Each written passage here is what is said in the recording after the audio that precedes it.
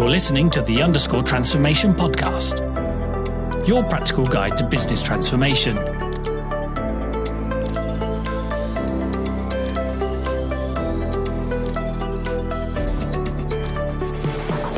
Welcome to the first Underscore Transformation Podcast. My name's Jason West. And my name's Joe Ailes. And together we're the founders of Underscore. Each week we'll be discussing one of the 10 points in our transformation white paper. In this episode, we'd like to take you inside our recent live debate. The event brought together some of the greatest minds in business change to debate the critical success factors in scoping a transformation.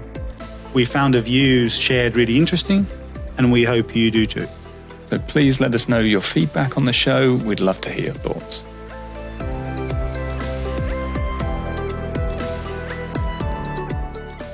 I know a few of you have sponsored transformation programs or are currently sponsoring a program. I'd be keen to know for this morning's debate, what makes a good sponsor? What are the things that a sponsor can do, perhaps inadvertently, to cause a transformation program to fail during the scoping phase, so it doesn't even get across the starting line? Can we begin our discussion there? Who's got an experience of what makes a good sponsor and who's involved in sponsoring a program currently, perhaps? For me, a good sponsor is someone who dreams about the outcomes and the vision, and you actually help them deliver the program. I've seen often where you don't get that at all. You get a company bringing in an external organisation to act as that sponsor. So whether it be a large consultancy and they don't know what they're doing, the state consultancy needs to be the sponsor, convince us to make it happen. And you got a recipe for disaster when you do that. So for me, it's making sure that individual sponsor is really, truly part of that core part of the business. And the final outcome is what they want. So it's an ownership. It's beyond ownership. It's feeling it. It's the pain. It's the accountability. It's the responsibility. It's knowing what we get to that end point. It's reaping all that benefit and that person visualizing that and wanting the organization to get there. And also the journey to get to that point. And as you say, that engagement piece of understanding that this is a long journey. There are going to be bumps along the road, and being able to kind of stay the course, both in terms of what they want from a business, but also the individual functions that are then impacted by that. For me, it's about ensuring that sponsor is emotionally connected to what you're articulating, Andy. It's emotionally connected to it, emotionally connected to the organisation, and actually is authentic and does believe in the outcome. Because the amount of sponsors that we can all come across are doing it because it's a job. They're not necessarily emotionally connected to it and actually are prepared to get their hands dirty, prepared to get the hard yards, the difficult times, as well as the slightly easier. I mean, there's some real basics here, the emotional connection, etc., but they have to be well connected in the business. They have to be absolutely clearly linked with the business strategy. They need to have the ear of the CEO, ideally, and they've got to be really clear about the business benefits and how it really impacts the organisation. If they can't articulate that, then it will, I think, ultimately, it won't succeed. But you have to have the right person in there who's got a connection with the board. And to achieve those emotional and alignment issues, what do you need to put in place to make sure that sponsorship is effective and successful, do you think? So I think there's another aspect to it as well, which is not just about the capability of the individual. It's also about the organisation's state of development.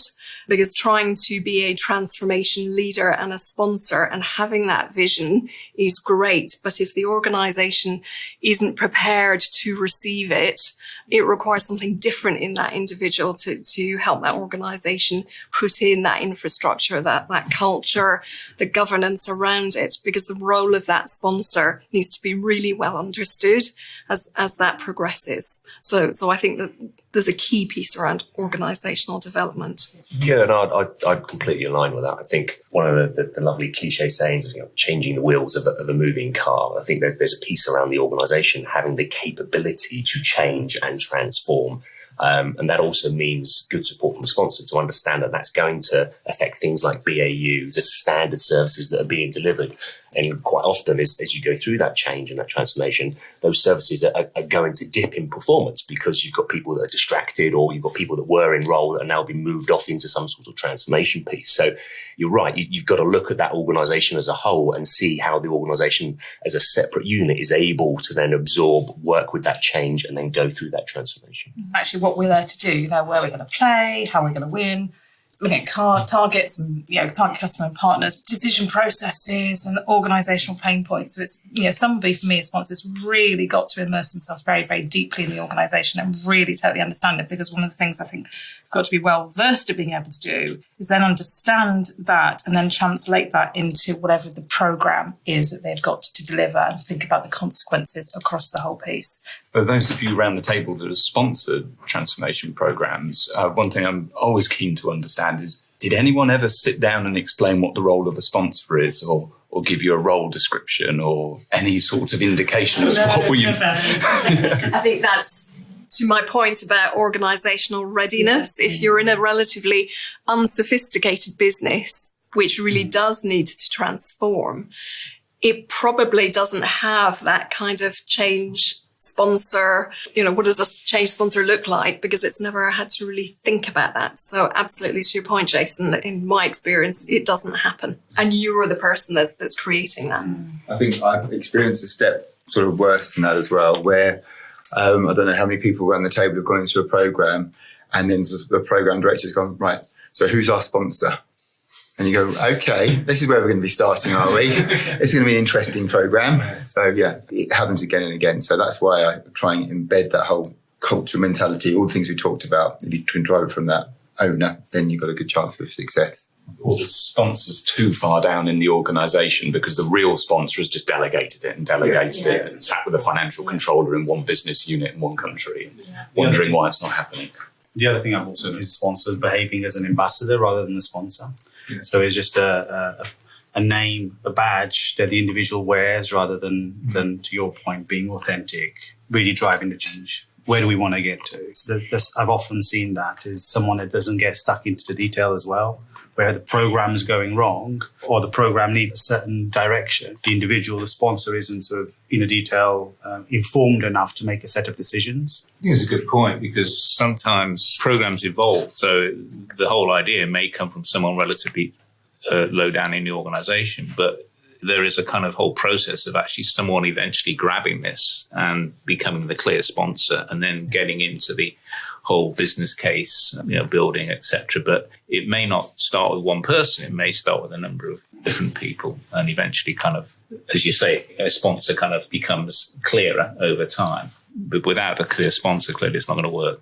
It's an interesting point, because listening to you, it sounds to me in some ways that there isn't a single sponsor always, that sometimes you almost need the leadership team to be sponsoring it. You have to have a coalition, and the sponsor has to build that coalition. Yeah.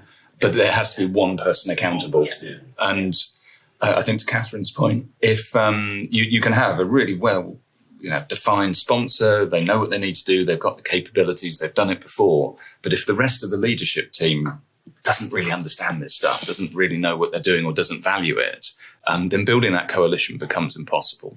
So I think sponsors are really, really important. But I think, you've got to address the rest of the leadership team at the same time.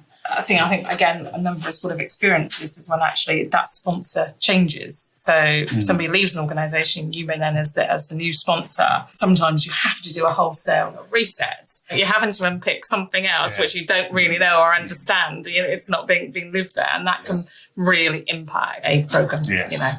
That's a really good point, actually, because as a programme director, it's one of the things you have to have in your mind as you're going through the scoping phase is that, stuff happens. Yes. Politics happens. People leave. So as you're building your business case and your case for change and you're building your coalition, if you're not fully aware of all the political shenanigans that are going on and you haven't ensured that you've engaged the right people that are the potential successors to that sponsor, then when they leave, and I've had it happen before on a major program, just before the final investment decision, the sponsor left. Thankfully, we'd had his successor as part of the program. So yeah, absolutely, we had to resell the whole program to him, and he went through it with an absolute fine-tooth comb because he was an operations director and he was great, but he was really into the detail, to Joe's point. I think it's something organisations need to think about is making sure it's like you would do for any succession planning. For executive leadership, you need to have that succession for your sponsor and your key individuals on a programme. I don't think we do that naturally. So it's not just the succession into that job.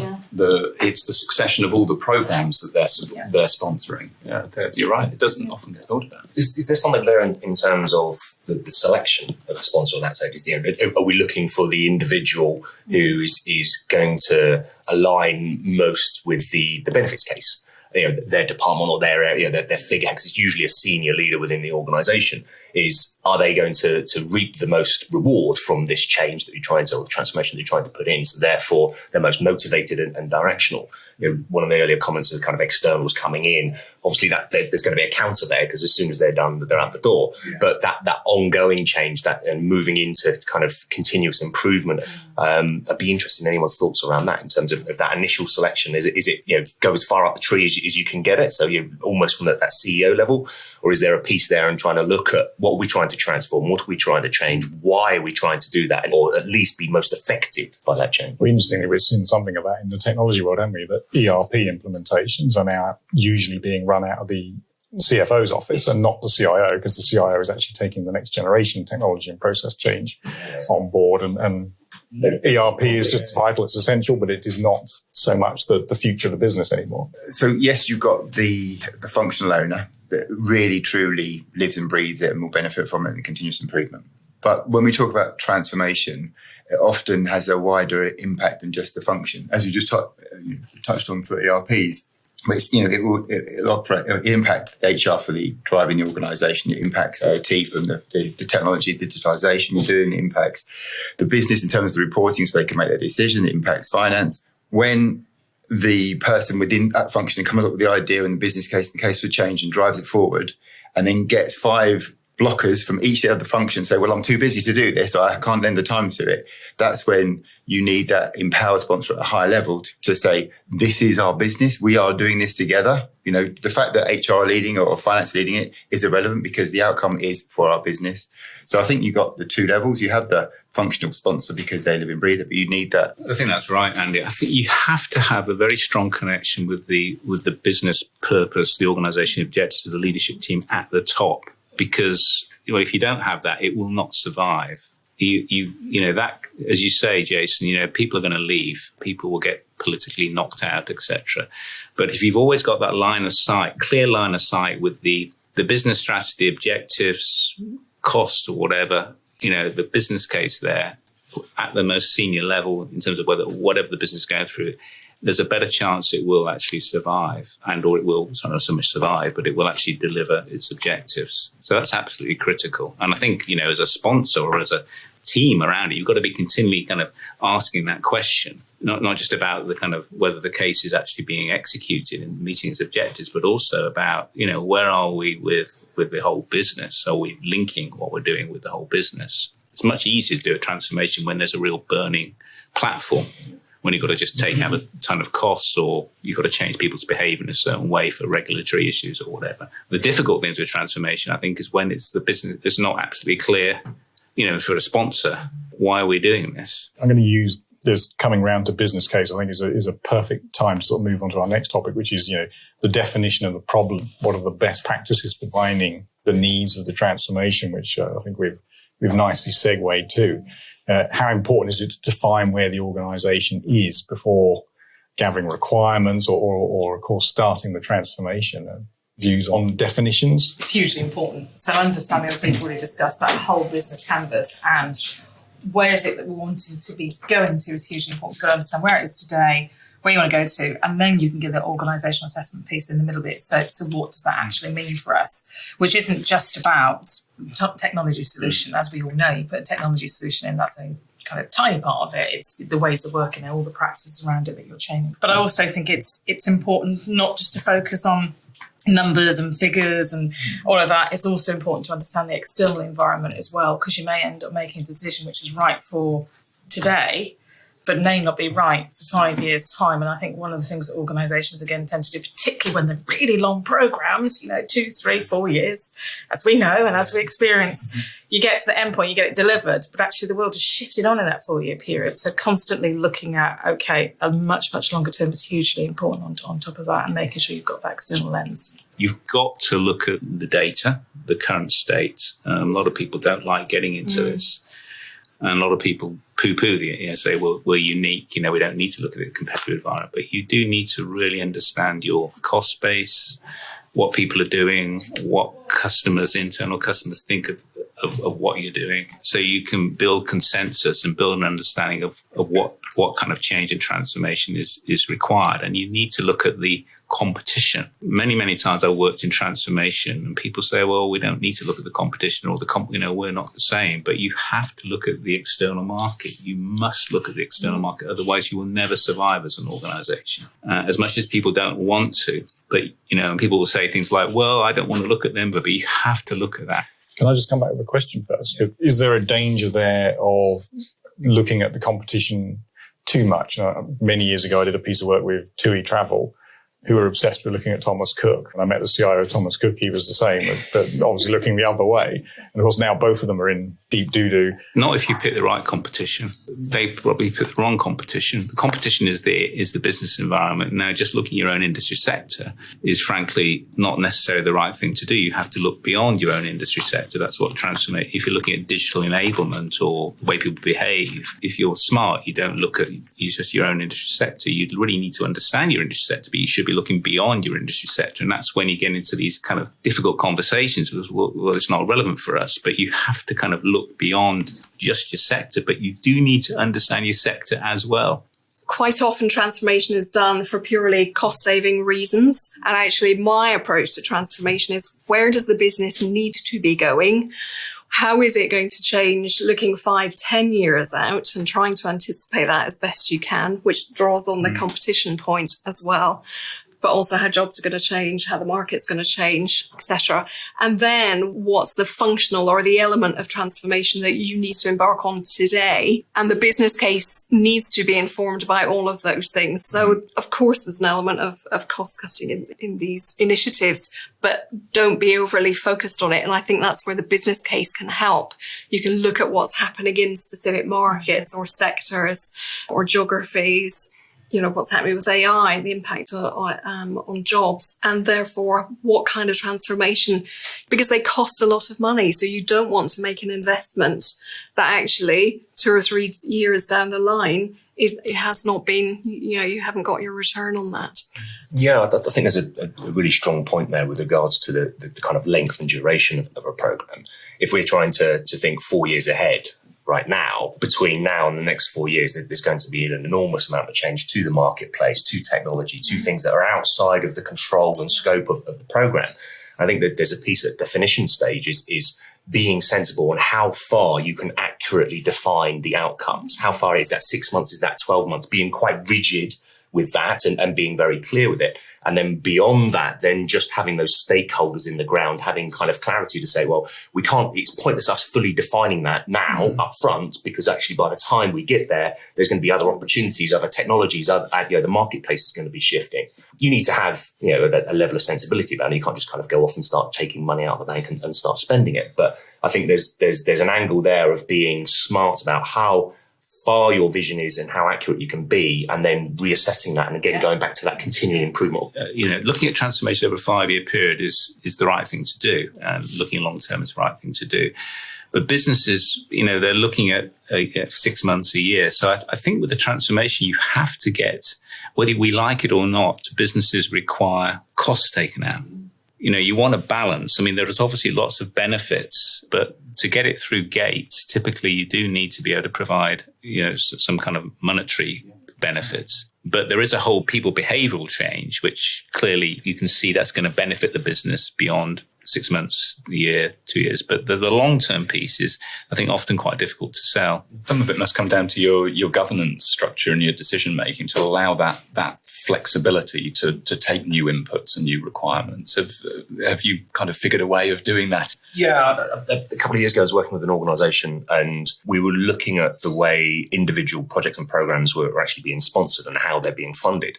They were a listed organisation, and obviously they then had to forecast out from a fiscal perspective. The thing that we were doing was actually trying to create a change capability and capacity that had a fixed cost, the projects and the programs that they would be operating on would actually be quite fluid.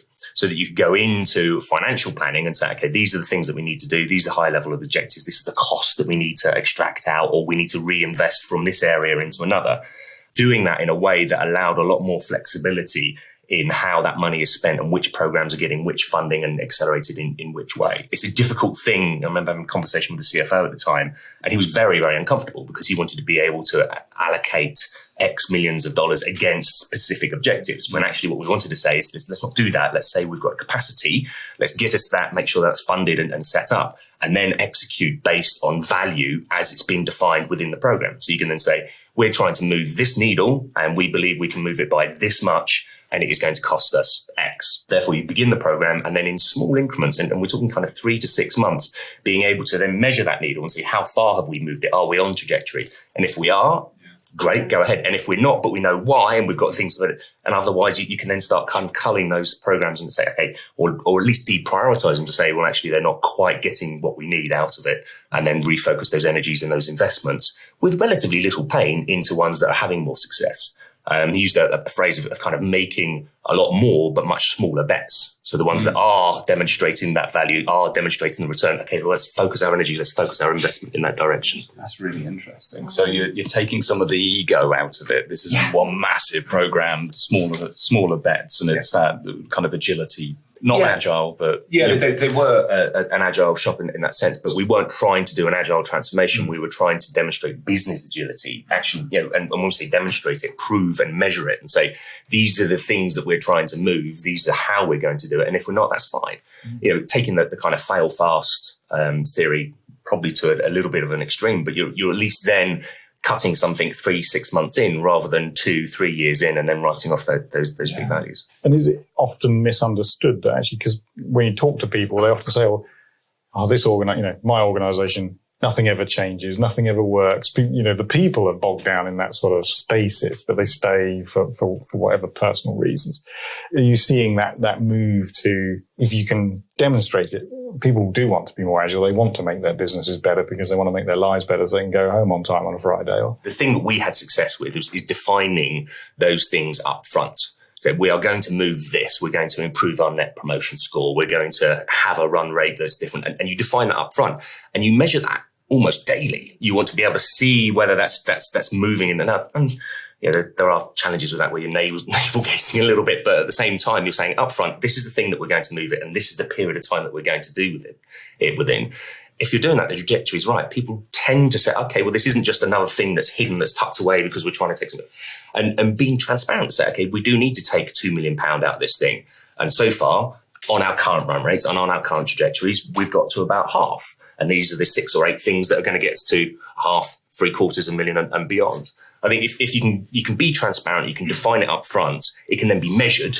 If you can then measure something, you can then start looking at some of the more softer things, the behavioural things of what does that mean to me if this needle moves? I'm totally with you on that. I think in my experience, once you've identified the measures and the benefits, and probably almost at the same time, it's really important to start talking to the organization about the benefits, because there's a kind of, we need to take out. Typically, there is normally a kind of cost issue here, but there are benefits to people's careers and the way people work and that kind of thing, or what's in it for them. And that's really got to be thought through in terms of, from a sponsor perspective, about how we get this transformation bought in and delivered through the people. Because if people do not want this done, they are going to make it very, very difficult for the sponsor to get this executed through all sorts of ways. And it's important to pick, to communicate, the benefits, but also to start to select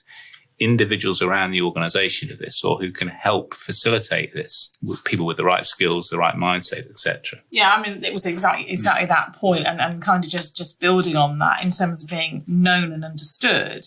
It's also got to play to those informal aspects of the organisation as well. And actually, yes, we all know the formal how do I make decisions, it's going to affect the organisational structure, what's the KPI metrics, but actually most of the stuff happens between the informal aspects. So around actually how am I now going to instinctively got to behave and take action? What's a commitment I've got to make? So actually, what is that shared vision now? What is that purpose now? Am I actually going to have to change my language, my beliefs in the organisation?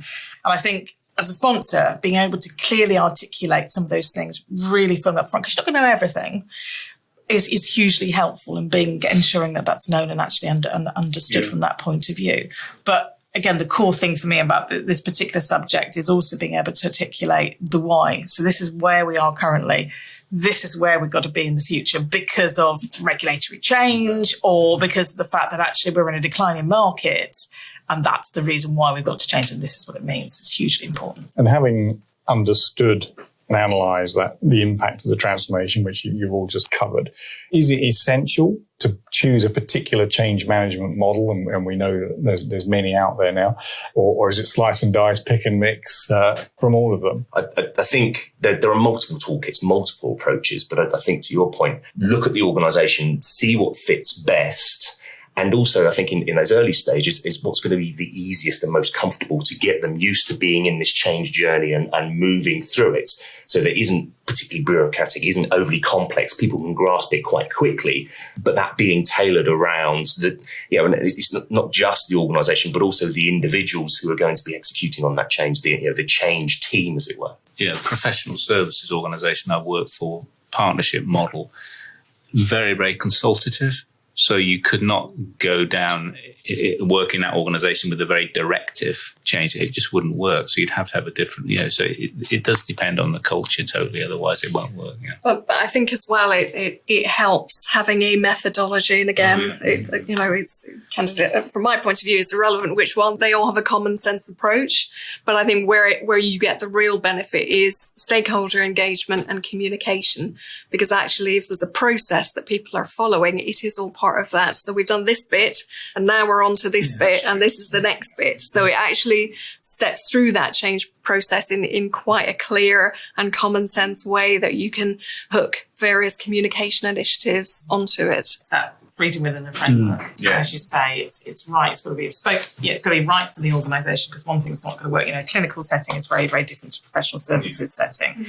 Very different mindset and obviously the span. But I absolutely think that yes, these are great frameworks, but you've got to make it work for your organisation. The problems that we've seen are less about selecting the wrong methodology, because you're absolutely right. They're all common sense. You need to work with the culture of the business, absolutely, and how you apply them. The challenge that we see in a lot of organisations is they think about change management just before they go live. What we've always advocated is really thinking about the change as part of the scoping and driving that stakeholder management right from the very beginning, and going out to a broad stakeholder group, people from the business, to engage them, to gather requirements, to seek their opinion and input. And it's the biggest resistance that we get from internal functions, whether it's HR, finance, procurement, IT, doesn't matter. The operational people in those businesses, the work stream leads, the people that are accountable for delivering that change, the resistance that we get to going and talking to their internal customers and asking them, what do you think? What's working? What's not working? What do we need to do to change? And don't just talk to us about systems, talk to us about how we are, how we land with you, the processes that we deliver. But doing it right up front is critical, but lots of people are really uncomfortable with it. I agree, Jason. It's often easier if you've got a new incumbent in place. Like, if you have a new HR director, finance director, because typically at that point, they've got more of a remit for change and there's no history there. I think often when you've got a very long established functional head, then they see it as a bit of a threat. Or, that's in my experience anyway. Being in post as somebody coming in as a potential sponsor of a transformation, how long do you have in post before it becomes your baby that somebody's going to tell you is ugly? I don't think there's like a time you come in. It could be what you're coming in to do. It could be part of the reason why you've been selected. It could be actually you've been there a couple of years. So I don't think there's a length of time. Yeah, you have to look at what else is going on in the organisation at that time. And you may think come in as a new functional leader that actually there's another burning platform over there, so mine will have to wait. So I think it's situation dependent, actually. I see too many organisations, to your point, Jason, where you get to the end point and they go, we need change champions. Who's the most junior in the organisation? We're going to talk to all the senior management to say, this is what we're doing. This is what the new process looks like. And it obviously, we all know it fails. When you've got the kind of the step down from the sponsor, so the operations manager or whatever they are accordingly across the organisation, owning that change. And I mean, by owning it, you're getting the CEO to sit down with them to change their yearly objectives, to their payment, their benefit, everything comes out on living and breathing this new change. The change happens. You only don't need that when you've got a really sort of simple or a paradigm system change where it fundamentally is different. You cannot do something unless you go to this new system. Then you don't need massive change agent environments. You may get discomfort and everything else, but you can get to the end result. But when you're looking at transformation, you're looking at organizational change, you're looking at really changing the business to be more competitive, then you need these operations managers, people who are running the business, it's their life, acting as those change agents. So I think it might be going back to one of the points that we mentioned earlier on, which was having the sponsor and then the team around that sponsor being completely aligned with that change. Now, you mentioned kind of remuneration, which is always a hot topic, but I've seen, and I haven't worked with the organisation myself, but I've seen it where outcomes of particular large programs that are remunerated across the board level and to a higher level than their own programs. So the change initiative may contribute 20% of their remuneration bonus structure, but their own individual projects may only count to 5%. So they're immediately aligned from a monetary perspective to say, okay, we've got to make this whole thing work. And going to your point earlier around in terms of that resistance of having those interviews, having that transparency and opening things out, that may come down a little because actually they're nailed to the success of everybody around the boardroom, not just the IT director, the finance director, who are trying to execute and deliver on that change. You have to get any transformation has to be integrated into the objectives of the organisation, into the performance management of the organisation. That's one of the biggest ways of getting change. It's obviously, you've got to get the individuals, but you ultimately have to get it into people's objectives. This is where it gets down to the whole sponsorship and planning. It's absolutely critical to think these points through about how do we get people to behave in a different way. We've got these number of levers. Yeah. Emotional connection, we've got performance management, we've got remuneration, we've got a whole range of levers that needs to be sorted out right at the beginning. You're listening to the _Transformation podcast. This podcast is brought to you by _, the transformation capability specialists. To find out more, visit _group.com. Beginning to touch on it, but I increasingly hear organisations talking about needing new capabilities. How important is it that the organisation analyses and understands the capabilities it's got to carry out a transformation and agrees on those and either builds them or goes and finds those capabilities? I think it comes back to a conversation we were having earlier on, which is about understanding the canvas of the business. So, understanding what you've got today, understanding where you want to be going in the future, and what does that mean for capabilities all the way down from your overall organisational capabilities house, whether that be level 1 and all the way down to 4 and into competencies. You have to understand that up front. And again, I don't think a lot of organisations even give credence to actually thinking about that as a starting point in terms of what's going to be different, but also making sure with those capabilities that there is clear exec accountability. And just to add to that as well, there is always a lot of conflict within the organisation about who is on a change programme and who's running the business. And sometimes there isn't the financial capacity to do both, but actually that is the right thing to do. There's also always the, do you keep your best person on your business as usual, or do you put your best person into change? And these are always tensions. And then ultimately you get always people who want to do both. They want a foot in each camp because, it's part of their ego or part of control or whatever their motivation is. It's hard for them to separate change and business as usual. And actually you risk, damaging the business significantly if you're not really clear about resources for change and resources for business as usual. And actually you need that mix. You need to take people out of business as usual and put them into change, because the change actually is part of the future. But of course, you don't want to forfeit the success of the business while you're doing it. So it's always a difficulty, always. That's one area where the government digital service and NHS Digital has been very good with its fire break methodology, which is to understand that BAU happens and is essential. And the idea of the fire break being there is no BAU.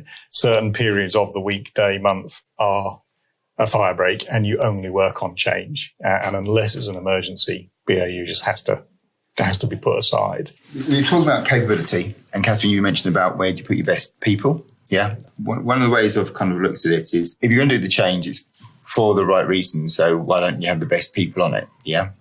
And the way to bridge that gap is a two-in-a-box approach.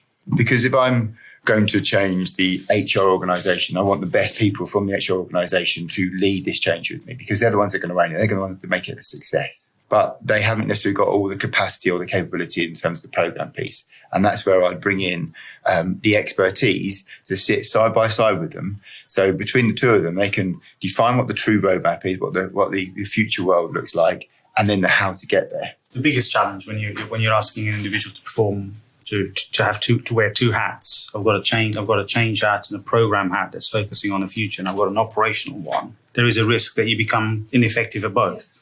So your BAU operations fail, and the service starts to deteriorate, and you start to getting feedback from the business that things aren't going well, and your change program isn't delivering the value that you'd expect it to deliver. In my view, you don't borrow somebody from an external consultant to come and do the change for you. The best way to sustain the change, in my opinion, is to have the people that are going to live the change once it's been implemented. Try and put those people onto the program, supported by maybe expertise from elsewhere. Just to add that, I completely agree with you. Actually, getting other people in the organisation to see developing change capability in their leaders is really important skill. And actually, in my experience, there are not enough of the people who have that change leadership capability in businesses. And actually getting the rest of the organisation to see that is a real value add skill as part of their leadership capability is something that's vital. I think there's also a piece around the organisation becoming more of a learning organisation. What I mean by that is I see it a lot in transformation programmes where we want to be more of a data-driven organisation, or we wanted the data to drive our behaviours or outcomes. But I think that to do that, there's also something about interpreting that data and understanding and learning how to work with that, not necessarily from an operational sense, but just from the people. Who is the best person in the HR department to do this change? Because from a change agent's perspective, that might be the person that's got the best communication. But actually what you might want is Jeff, who's been with the organisation for 15 years, knows all of those little rabbit runs that go through and all the informal communication channels, but he's terrible around a board table. So I think that there's a piece there around the organisation looking at it, doing a baseline and understanding what their capabilities and capacities are, but also understanding as we go through it, that's going to change. That might change week one, month one, year one.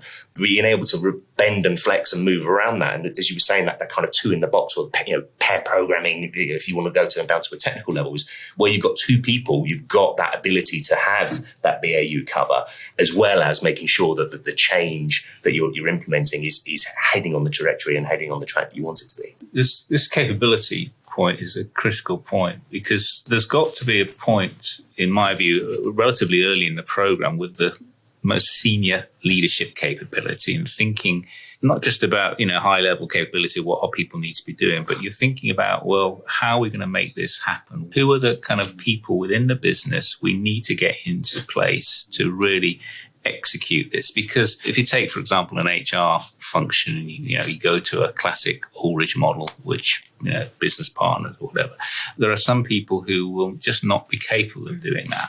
And you have to kind of work out who are your key drivers and talent, and you have to make some hard decisions quite quickly in the program to get the right people in. I mean, there will be some people who will not be able to deliver or don't believe in it. They'll say they believe in it, but they don't believe in it. And at some point, I think quite early on, the right person has to make some calls about getting the right people in place, whether it's, when I say people, I'm talking about consultants, key people within the business to drive this thing through. Because if you have the wrong people in place, it will not happen. And on that point, we touched upon it at the very top of the discussion about calling it a vision, How important is it for transformation to have a mission statement, a guiding light?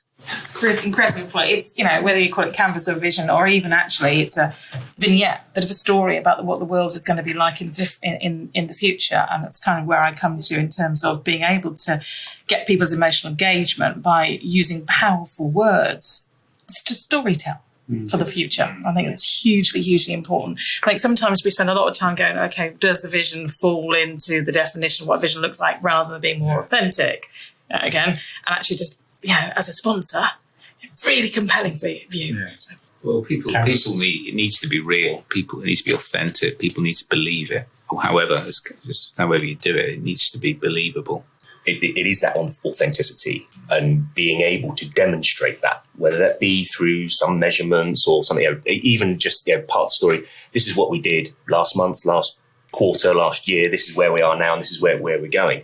But as you say, having that felt and emotional attachment to it, backed up with some hard facts. This is what we've done, or the other way around. The carrot and stick profile. If we don't, we're going to lose X% of our market share. If we don't, this other service is going to come out and retire X% of our business over a wide period of time. And I think that the authenticity comes in the actual colour that you can paint within that picture, the detail that you can put with it, and then being able to then tailor that detail to the person that you're having the conversation with. So if you're speaking to someone in the finance department, you can tailor it accordingly. HR, operations, IT, whatever the case may be. But I think as well, in terms of sequencing of vision, I think some people feel that they have to start with vision.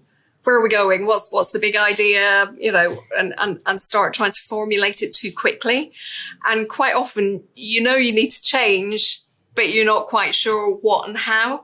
And I think this is where the business case bit comes in. I think there's a lot of groundwork you have to do first before you can really say, right, this is our vision.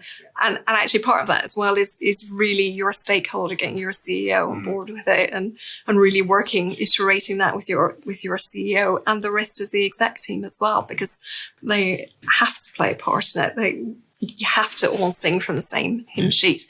So I think don't feel stressed about not having a vision right at the beginning or in the very early stages. It will naturally evolve. It will become obvious at some point. But absolutely, to your point, it needs then to be really inspiring, really authentic, really heartfelt. And that has to come across in whatever function you're in, whatever method you're communicating in, that it has to be consistent and authentic. But also to the previous comments that have been said, once you've got that vision, you do need that, I call it like a line of sight, like a string that goes right from vision, strategic objectives, your design principles, your case for change, the compelling need, why are we even doing this, all the way through to the requirements, the features of the things we're going to have, the benefits of those features, and the realization of that business case should go all the way back to the vision. If we do this and that person can do that a bit quicker, then that will allow us to deliver that vision.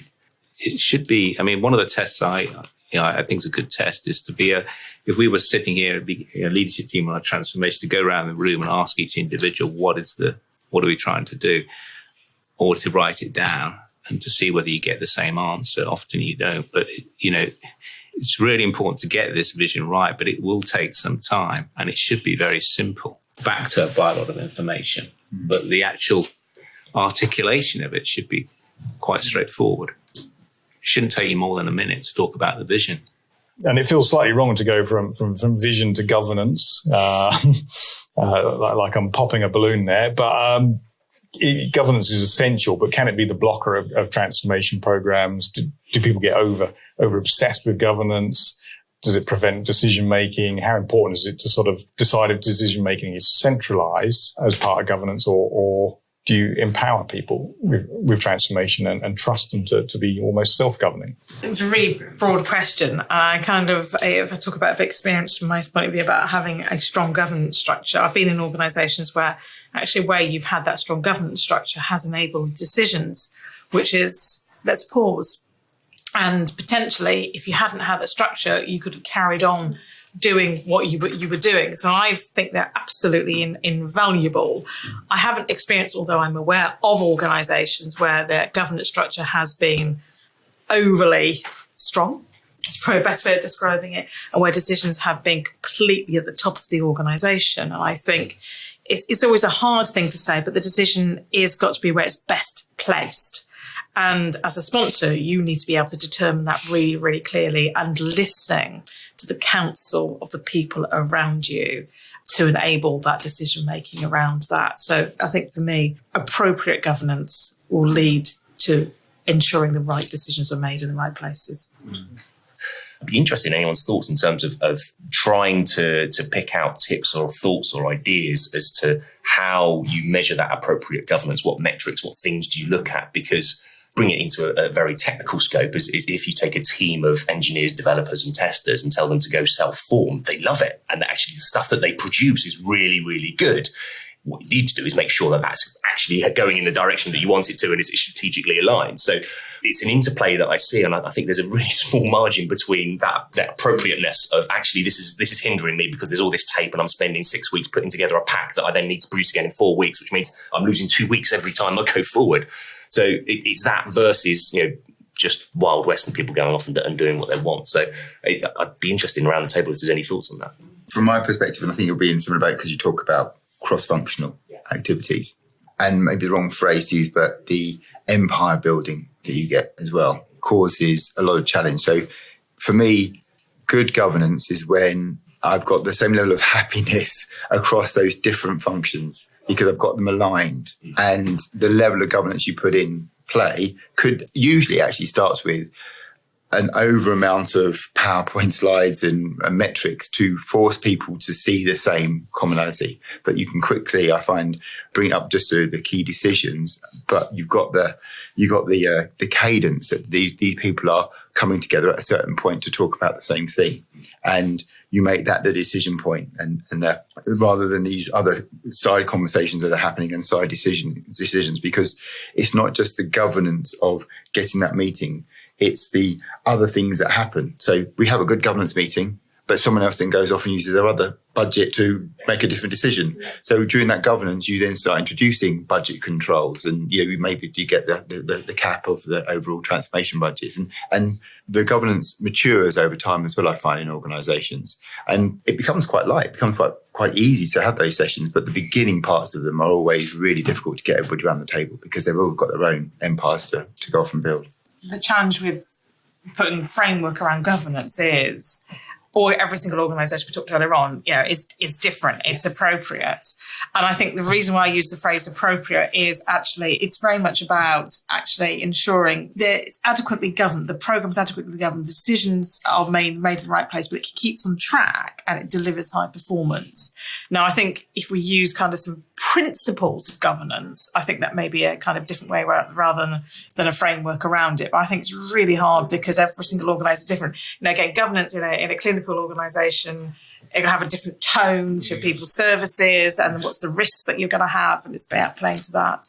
Yeah, I would agree with that. And I think sometimes I've seen a couple of models where it was overly governed and too many decisions were pushed up to the exec level. But equally, on the other side is a governance process where it feels more like stakeholder management than people really engaging in the decision. And so I would agree very much with your point around what are the principles around what we're here to do, what responsibility do we have as part of this governance process. So I think there's different extremes, and I think you've got to find what's right for the organisation, but sometimes you need to raise that level of governance as well. And actually, what are we here to do? What responsibility do we have collectively? I think you can certainly have too many people that can say no and no clarity really on who can say yes, or the only person that can say yes is at the very, very top of the organisation. Then sometimes those additional layers of governance are just their bureaucracy, and they're a means of not making decisions. But I do think there's a balance, though, isn't there? But I do think investing upfront before you start is always time worth spent. Yes, always. Yeah. And connected to that, one of the things I found interesting reading the report was the difference between program managers and project managers. What's the table's experience of both of those? How do they differ? Program manager is not something I've come across in my world. Explain to me, and what are the differences? I thought this was a hugely helpful articulation. So when I was reading this document yesterday, have somebody sat next to me and they looked over my shoulder and they went, oh, that's the first time I've ever seen that clearly defined. I think it's hugely helpful in terms of my experience. I would absolutely, this resonated with me because I thought, okay, yeah, if I'd actually sat down and thought about it, I probably would have got to a similar type of description. And I think often the mistake is made between program and project, and being really, really clear about that. So I think, again, as a sponsor, one of the key roles is making sure you articulate that. So I think what's been hugely helpful is actually the 3 definitions that are actually in there. It's probably the first time, I think, if I'd written it myself or attempted to try and write it myself, I would have come up very, very similar. I think as a sponsor, though, one of the things you need to actually do is, again, at the early stage, is ensure that actually everybody understands the difference between these things, and you've clearly identified, what's the difference between the project and the program overall. There are many things that need addressing during a typical transformation. We've talked about vision statements. When you go from maybe a vision statement to having a sort of a design almost, so this is where we talked about how this is where we're going to take the organization, and you're doing that when you're scoping that design and scoping, therefore, the whole transformation. What's the decision-making processes to do that design that strike the balance between the necessary and also pushing the boundaries of the business? It depends, again, on where the organisation is in its stage of development. Sometimes as a change agent, you are having to educate your exec team about what's happening in other organisations, not necessarily in competitors, but in other organisations. So there is an education point. You also have to put that change in the context of what else is happening in the business and what pressures and priorities there are in the organisation as a whole. So all of that has to factor into the design, the scope. And you can only do that with the exec team. That you have to do your groundwork first and kind of have a sense of direction, but you have to test that because there may be things that you're not aware of that actually would be in conflict with that change, which means you might not start it for 6 months, or actually you have to start it to enable that business change. You have to start that aspect now. So from my point of view, it's always workshopping it with an exec team to really get everybody on board, including yourself, around why can't I do this now? Because I have a real passion and I've got a vision for it and I know how it will help. But actually, sometimes it's just not the right time. I agree, Kath. I totally agree with what you're saying. I think you've got to workshop it. I think design principles are very important, by the way. So getting the design principles right and then workshopping around the design principles. I think you've got to fundamentally focus on what you're trying to deliver around the transformation in terms of, how much do we look to the future? I mean, you should be thinking about the future, but you've got to execute on what has been agreed with the transformation with an eye to the future. I mean, for example, I guess, if you're looking at picking technology, you're clearly going to be looking at the design principles, selecting a vendor. That's where you can get yourself in a lot of trouble selecting the wrong vendor. Now, I think thinking about the future is important, with that kind of a decision, but not forgetting what you need them to deliver. But you have to execute on the transformation. I think one of the dangers is getting too fluffy about the future. This gives substance to what you're trying to achieve, doesn't it? Yeah. When you're articulating the vision, this helps you describe the how. Exactly right. Yeah. So, exactly right. Having the right design of what it is that you're trying to achieve helps you just articulate, okay, this is where we're going to get to. And by the way, this is how we're going to do it. We're going to transform X, Y, and Z. We're going to transform people, processes, systems, technology, bring in AI, whatever. But you've got to have an element of realism about what you can do. And you can only do that at the very beginning. So if Andy made a point earlier around take your time in describing the vision. Because if you describe something that's unachievable, I want to get to Mars, but actually there's no means of getting to Mars right now. So don't describe that. So understand the problem statement, then with the team, design what's the art of the possible. And then at that point, the vision can become much more real. I think often people try and design by system. So they look at the system, they design what the system can do, then they design the operating model based on the system, and then they design the targets for the operating model is going to break down. So you say, for example, a function, whether it sits under finance, you've got order to cash, record to report, or you've got HR. And so what I try and do is flip it on its head and get these centres of excellence to define what their roadmap. So their roadmap in 30 days' time of go live is they are going to be able to do this, but in 90 days they're going to be able to do this, in 120 or 2 years' time they can do that for the business benefit. Then that defines your design. You go, oh, in that case, so all you need from day one is, as opposed to 1,000 processes that you can do on your mobile phone, you just need all your data in one place. Then you can start. Okay, that's our project. That's our mission number one.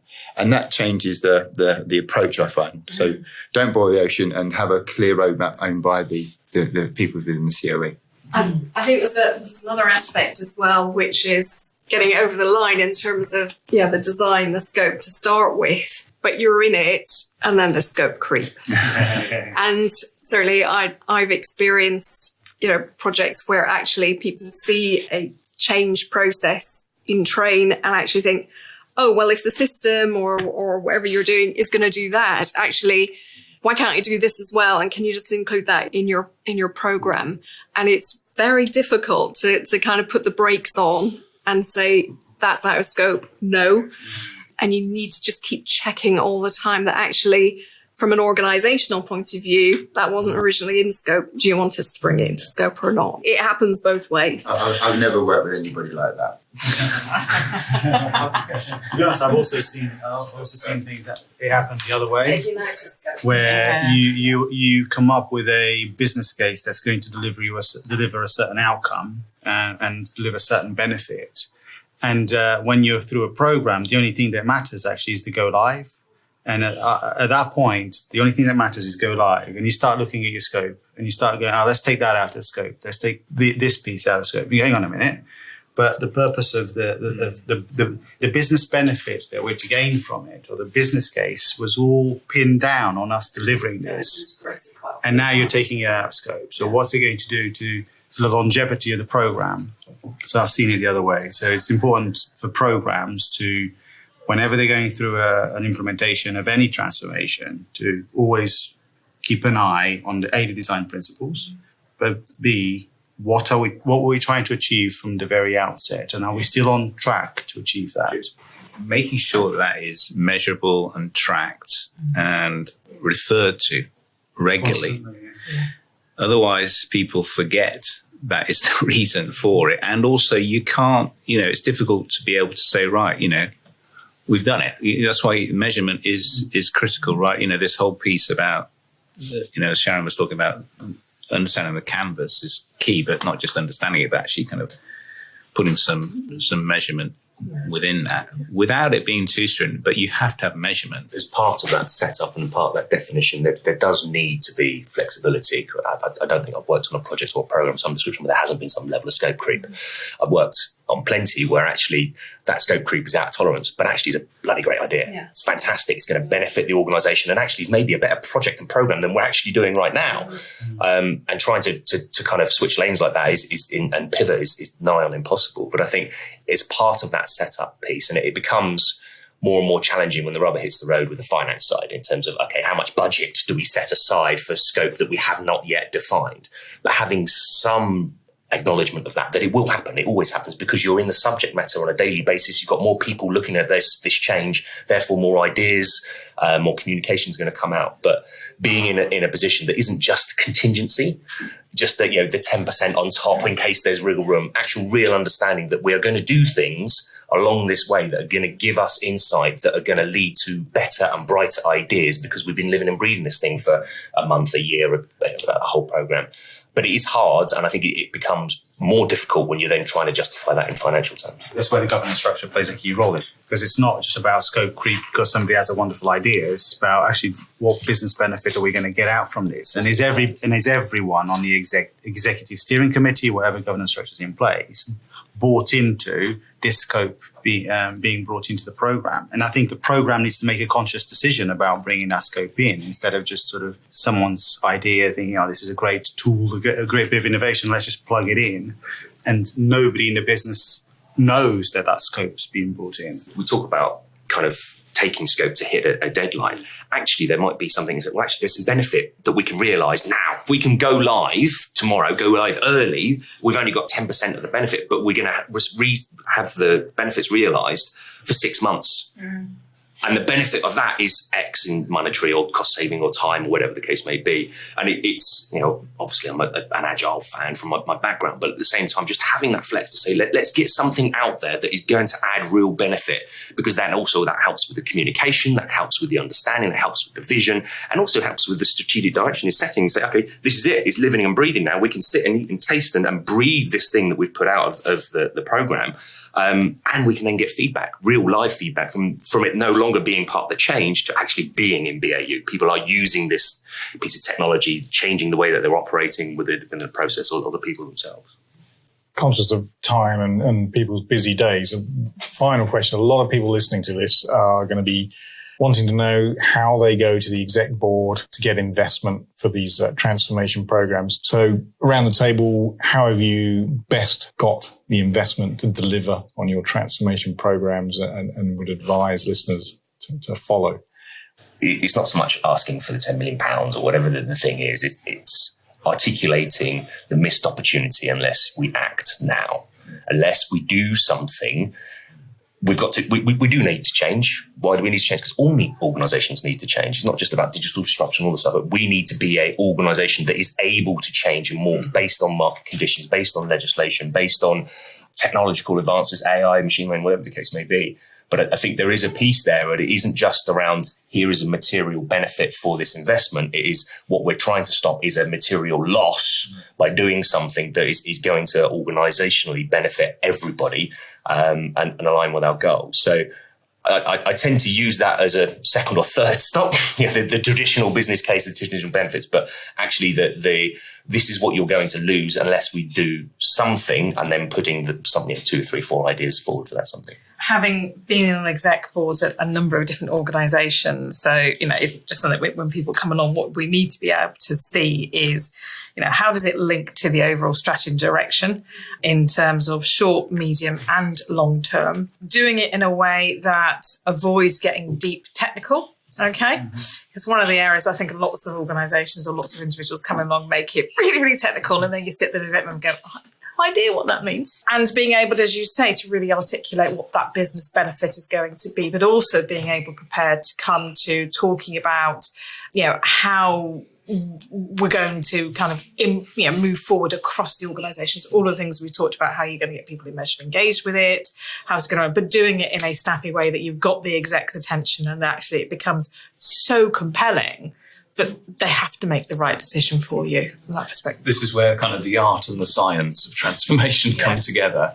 You have to have fully understood the strategic direction. You need to have gone through the whole exec board, got them fully engaged. You need to understand their, absolutely. That pre-proofing. You've put it in front of them, so they've kind of thought about it before you get to the decision. But even before that, if you haven't engaged with every single member of that exec committee and understood from them, what do they think needs to change? Where are we going? What are we doing? How well are we performing today? Trying to influence them later is going to be quite tricky. But so there's that human side to it. But then there's the numbers, and that's where the really fascinating stuff comes, because the exec will have a pretty clear view of what needs to change. The managers in the business, if you go and get their input, they'll have a fairly clear view. Hopefully there's some alignment between those two things, not always. But when you actually get into the detail and look at the numbers, and a lot of the benchmarking that we've done with Richard and we've done ourselves, you think you know what the problems are, but it's only when you look at the numbers and you start comparing where we are today versus the market, you just uncover nuggets of information that you had no idea existed.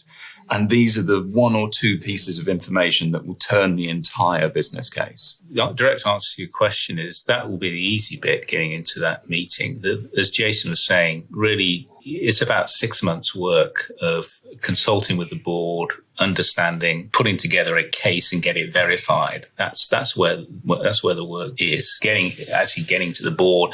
By the time you got to the board to deliver the presentation, you'll know whether that's going to be accepted or not in most cases. But you've got to have a hard business case with all these things. The boards typically will not accept anything without there being some financial benefit. But you need the other stuff as well. In my experience, they will be always looking at the numbers. as the start, as the baseline. Yeah, I think just kind of the point I was coming to is it's numbers and it's the other metrics which link to the purpose of your organisation. So if your organisation is increasing access to housing, how does it deliver the number but also increase access to housing, or if it's about jobs or whatever. So I think you have to have the two there, or else it just becomes purely financially driven, which kind of can detach away from the purpose of your organisation. Transformation doesn't always have to be about cost saving. It often is, and the majority of times it is, but we've got direct experience of a business case which increased the run rate, the budget, by 10% of the function that we were transforming on top of a £10 million investment. So that was made on strategic arguments and arguments about how the business was managing its broader capability and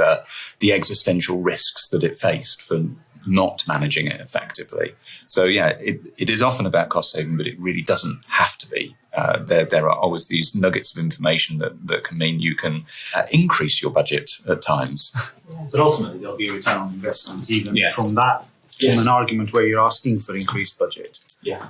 Because actually, I'm increasing budget, but this additional budget is going to give you this extra value or this extra capability that we don't have today that's going to give you better sustainability of your business, whatever. Yeah. So you still have to articulate in those terms. One of the key points I would make is involve finance. You have to involve finance in all of these discussions or business cases. Otherwise, it won't get through. And actually, that's part of building your business case to start with, isn't it? You go to finance and say, give me someone who's part of this team building this business case. The program that you've been involved with is a business case that doesn't stand the test of time. And you then are faced with a set of decisions that you have to make 2-3 years later that actually to pay back this ROI that you've committed to against a set of numbers that weren't real. So you then have a choice to make. Do I re-baseline all the numbers and have a conversation with the exec, with the board around these numbers weren't right? Or do you then continue to deliver your program against a set of business case numbers that were fundamentally flawed? So paying attention to the business case from the very beginning is vitally important. And I think on paying attention to the business case, that is a perfect way to wrap up a fantastic debate. Thank you all for joining us today. Excellent contributions throughout. I've learned so much. I hope everyone else has learned so much. And please tune into the podcast coming soon. This podcast was brought to you by Underscore, the transformation capability specialists. To find out more, visit underscore-group.com. You can subscribe to the feed via your favourite podcasting app. You can contribute to the conversation via our WhatsApp group. And if you would like to feature in a future recording, contact us on social media to find out more.